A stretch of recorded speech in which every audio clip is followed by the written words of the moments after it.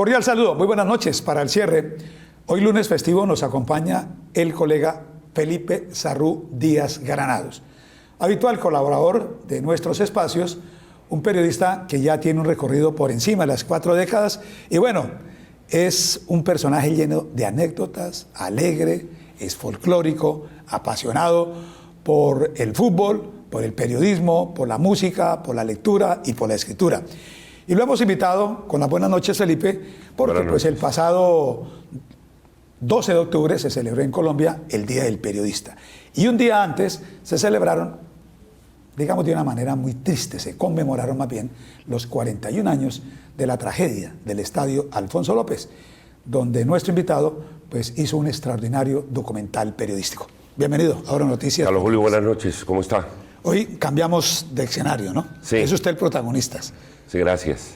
Bueno, ¿por qué el periodismo, Felipe? Siempre me apasionó. Yo traía la vena de mi bisabuelo Felipe Santiago Rosado Martínez, quien fue un gran poeta. Él era de Riohacha, Guajira, hijo de inmigrantes españoles. Y él, después de haber sido fiscal de rentas aduaneras en Santa Marta y haber sido diputado a la Asamblea del Magdalena, empezó a escribir textos para los periódicos y aparte escribir poesía. Entonces, con una poesía se robó a mi bisabuela, María Luisa Magri Simons, y se la llevó para Barranquilla. Mi bisabuelo termina siendo alcalde 5 veces de Barranquilla y escribía unos textos apasionadísimos, lindísimos, en los periódicos de la Puerta de Oro de Colombia, y era un hombre dedicado a la literatura. Entonces ahí encontré yo la vena, yo traía la vena. Mi tío Rudy, el hermano de mamá, el único hermano, después de haber prestado servicio militar en los Estados Unidos, él se quedó viviendo allá y vivía en Miami y empezó a trabajar en el Miami Herald. Entonces, y era corresponsal del Diario de la Costa, que era el diario competencia del Heraldo. Entonces yo creo que tenía por punta y punta, ¿no? Y me fui metiendo en el periodismo y a mí me gustaba la medicina, alcancé a hacer un semestre de medicina, me gustaba la música y el fútbol, quería ser futbolista profesional. Y al final el periodismo me arrastró. Me llevó, no había nada que hacer.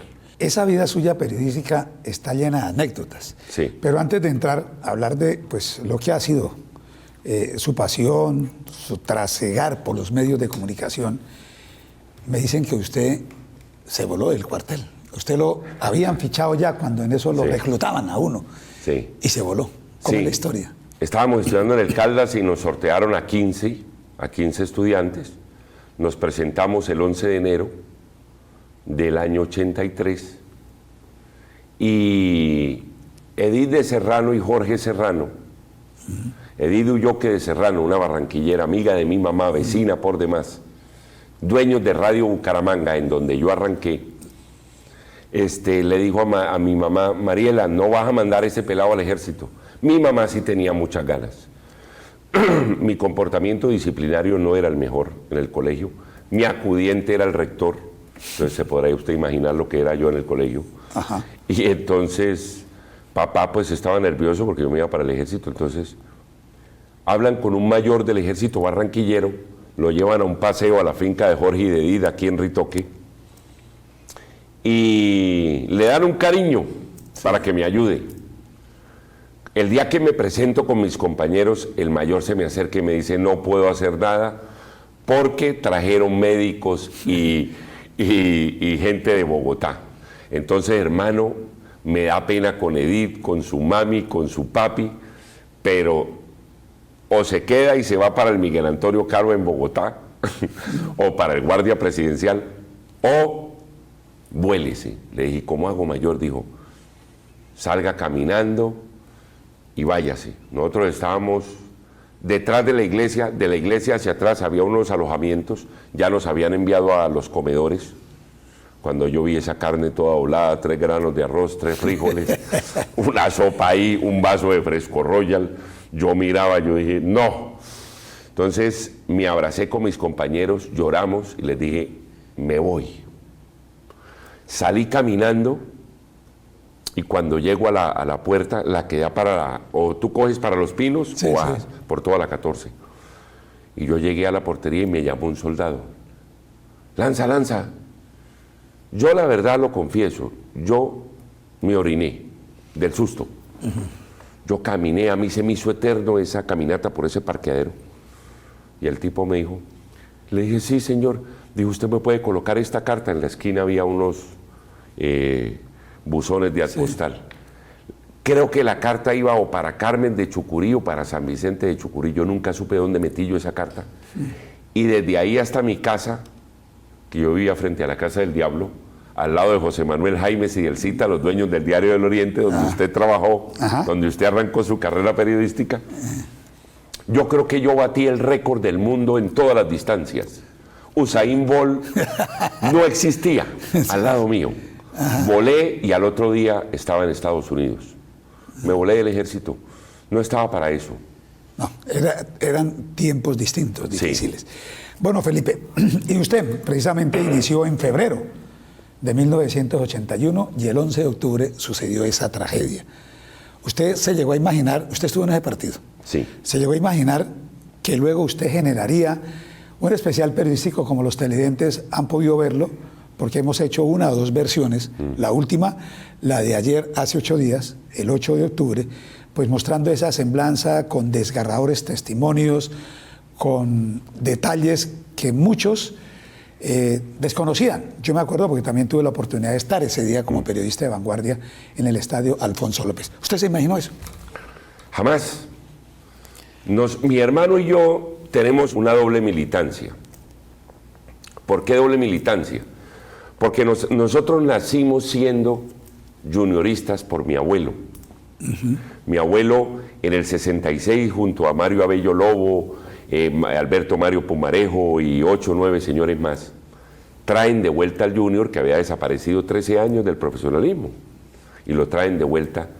En el 65 hacen los papeles, el año que yo nací, en el 66 Junior vuelve a la primera división. Entonces, mi abuelo a mí me llevó de 3 años al estadio, al Romelio. Cuando Entonces, decían el destartalado Romelio. El destartalado Romelio Martínez. Y entonces se puede imaginar usted que uno, el primer equipo que ve, pues ahí está. Yo siempre he dicho que yo al Junior lo llevo en la sangre y al Bucaramanga lo tengo en el corazón. Cuando yo vi al Bucaramanga en el 75 fue amor eterno, porque ese equipo del 75 era una máquina que yo no me expliqué nunca por qué no fue campeón. Yo creo que ese es el mejor Bucaramanga de la historia. Sí. El del 60, los que lo vieron dicen que eso era Brasil 70 sin Pelé. Entonces, mi hermano y yo fuimos a ese partido. El papá de un amigo, de Carlos Freire, vendió las boletas. Y yo le dije a mi papá, pa, necesitamos que nos compre la boleta como sea. Papá salió ese viernes o sábado y nos compró las boletas a mi hermano y a mí. Nos las consiguió porque nosotros éramos dueños del Hotel Andino y teníamos un nexo con el fútbol. Ahí se quedaba el Bucaramanga, ahí se alojaban todos los equipos del fútbol colombiano, menos Millonarios que siempre se quedaban o en el Bucarica o en el San Juan. El resto todos los equipos se quedaban en el Hotel Andino. Papá nos consigue las boletas y nos fuimos. Todos pensábamos menos que nos íbamos a encontrar de frente con la muerte. Eso fue terrible. Yo dejé botado a mi hermano cuando arranca la balacera, cuando yo veo que entran los tipos del ejército con su traje caqui y sus fusiles. Ellos cargaron las armas y empezaron a disparar. Los cientos de testimonios que he recogido a lo largo de la historia dicen que eran balas de salva. Todo el mundo dice que eran balas de salva. No, tranquilos, balas de salva cuando esas balas empiezan a picar en la ganadería. Sálvese. Más bien. Yo salí corriendo y dejé botado a mi hermano. Llegué a la casa, volví a batir el récord del mundo, porque recordemos que los soldados también dispararon afuera en la calle, en los parqueaderos de Coldeportes, en la 14, en la 30. Para dispersar a la gente. Para dispersar a la gente. Y yo llegué a la casa y mi mamá me pegó una tanda porque había dejado botado a mi hermano. A Robert. Salimos a buscarlo con papá y cuando lo encontramos, mi hermano estaba muy agitado, venía cortado aquí. Un policía le había metido un bolillazo. Mi hermano había ido con la camiseta del Junior. Yo le había dicho que no fuera con esa camiseta, porque el ambiente estaba muy...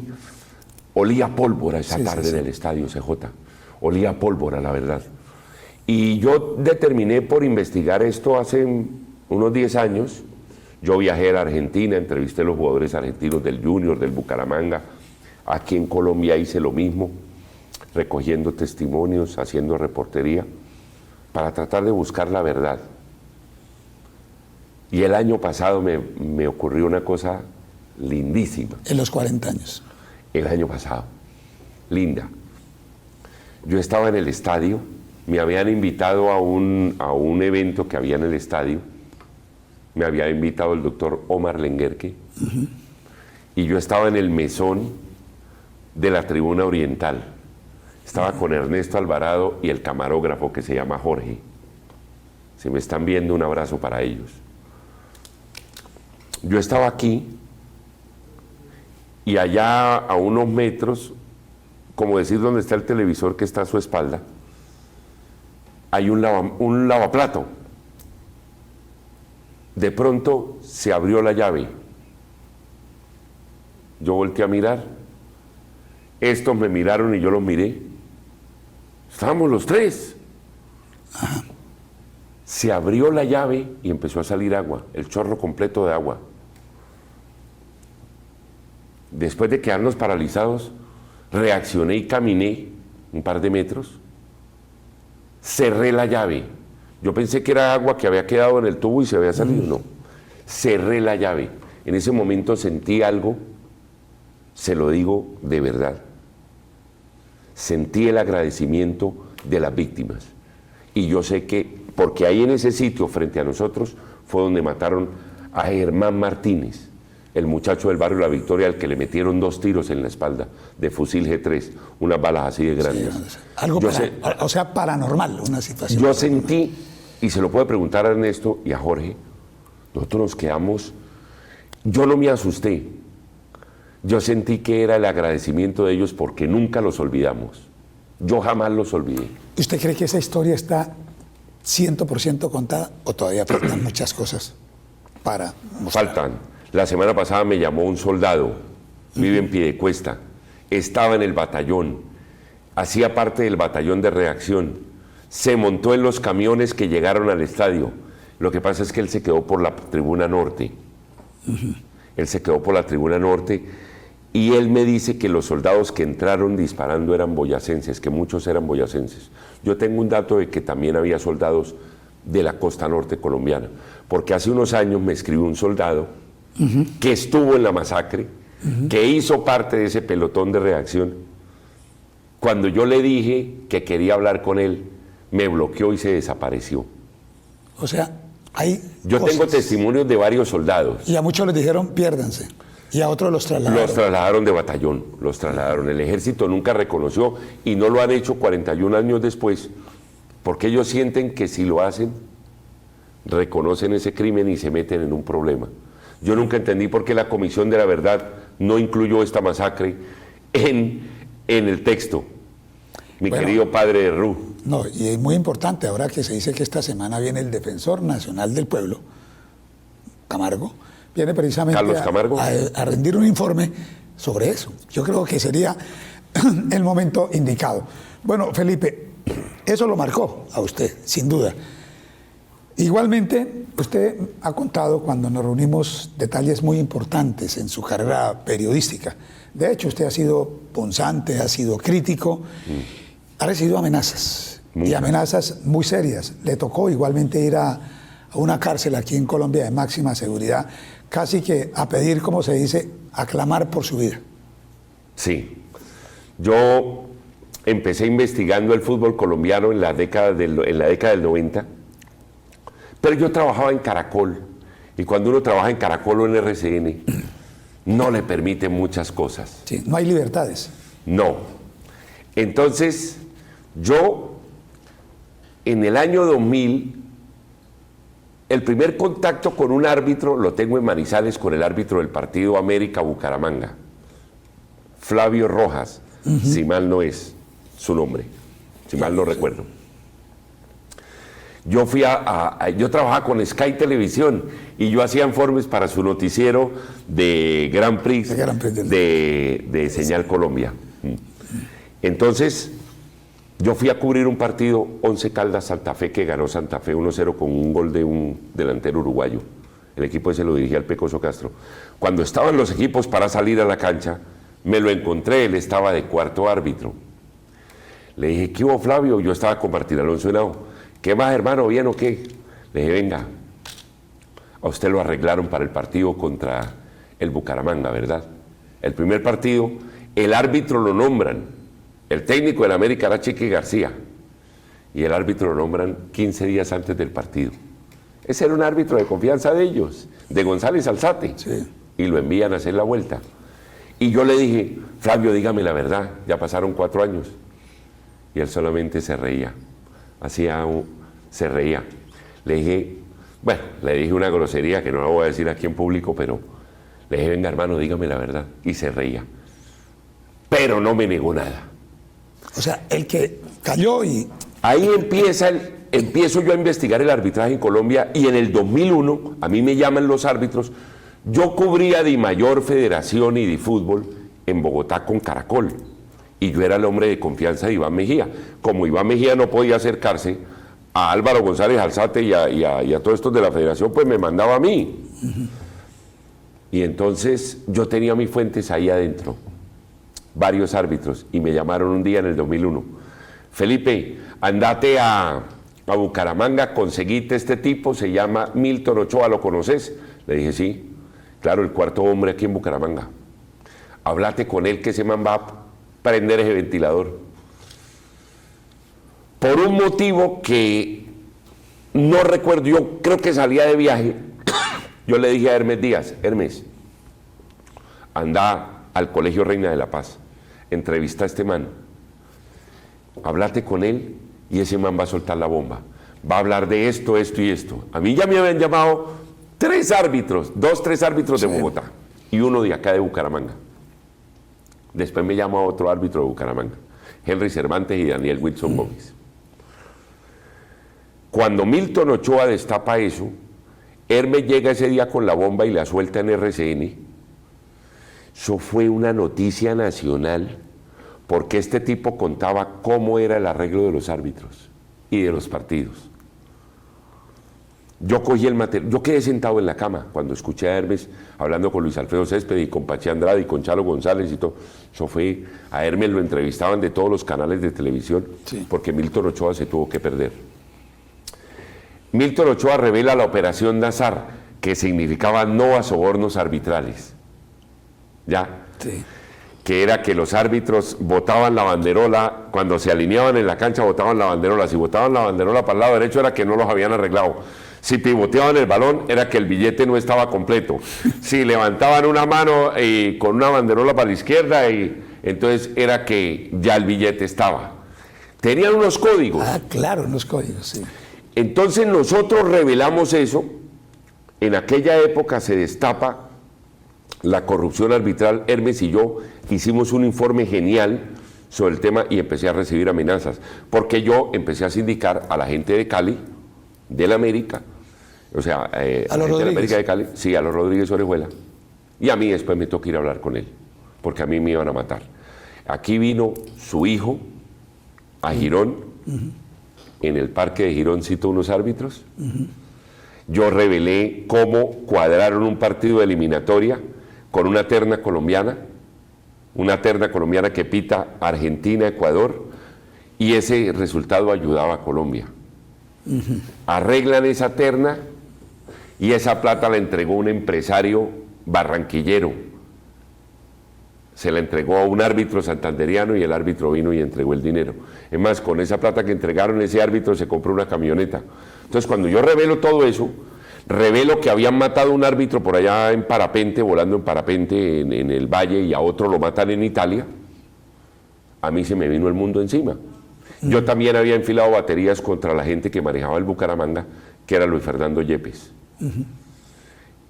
Entonces tenía amenazas por allá y tenía amenazas por aquí. Él le toca irse. A mí me tocó irme. Primero me tocó ir a hablar con este señor para que no me mataran, y además él se enojó mucho porque Tiberio Villarreal Ramos me había concedido un reportaje de 2 horas a mí y a Hermes sobre los manejos truculentos del fútbol. Tiberio me reveló. Y él sí que sabía Tiberio, porque Tiberio pues hacía caso por el lado del difunto Rodolfo González con lo del tema del América de Cali, y digamos que la subvención de jugadores, técnicos comenzando por el Tucho Ortiz, todo. Tiberio fue el que tumbó a León Londoño Tamayo por orden de la gente de Cali. Lo único que le faltaba al cartel de Cali era apoderarse del fútbol. Tenían 9 equipos, eran 14. Eran mayoría, pero le faltaba la federación, y es cuando tumban a León Londoño, llega Tiberio a la federación, dice, así como él habla lengua de sopa, dijo, única proposición. Sí. Entonces le dijo León Londoño, fumando tabaco, dijo, haga lo que tiene que hacer, mijo. Me van a tumbar, hacerlo, Tiberio. Sin rodeos. Dijo, única proposición, la salida de León Londoño Tamayo, tan, fuera, meten a Bellini y se apoderan del Juan fútbol. José Bellini, sí. Claro.